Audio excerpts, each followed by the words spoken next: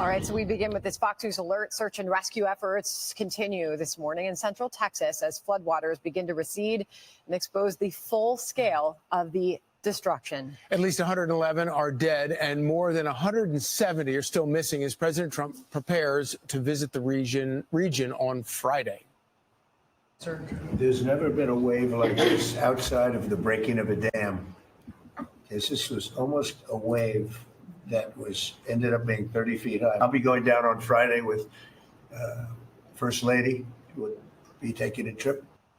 Brooke Taylor is live in Kerr County, Texas with more. Good morning, Brooke.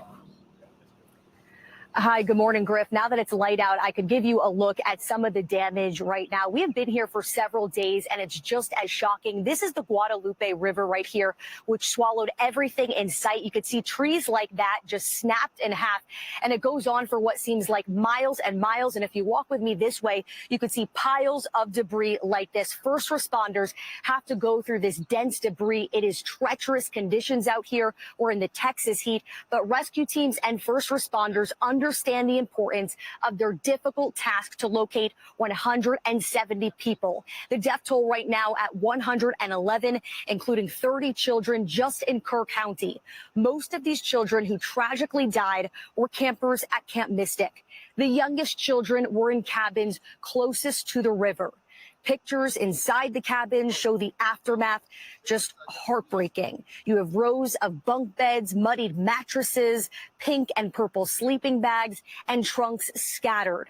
Here are the faces of some of those young campers, as young as 8 years old. They were in bed and in pajamas when the Guadalupe River surged 26 feet in just 45 minutes early Friday morning. The deaths, though, they extend beyond the camp as the raging river pulled people from across 6 different counties from their homes and trailers, dragging them miles past floating trees and cars.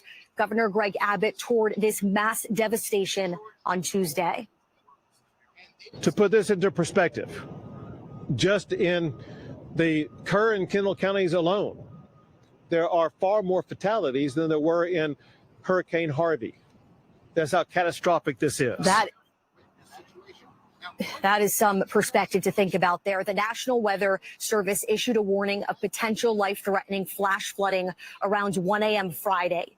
Local officials here in Kerr County dodged questions at a press conference about who was in charge of monitoring this storm and whether there were any discussions to evacuate people.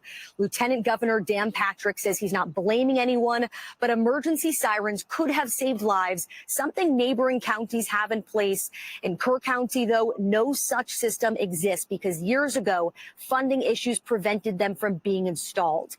An inspection report we're learning just 2 days before the flooding shows that state inspectors signed off on Camp Mystic's emergency plan in case of a disaster. It's important to mention, though, I have been talking to so many families who lost their young little girls at Camp Mystic. These families have nothing but deep love for the camp and the director who heroically died trying to save some of these young girls, guys.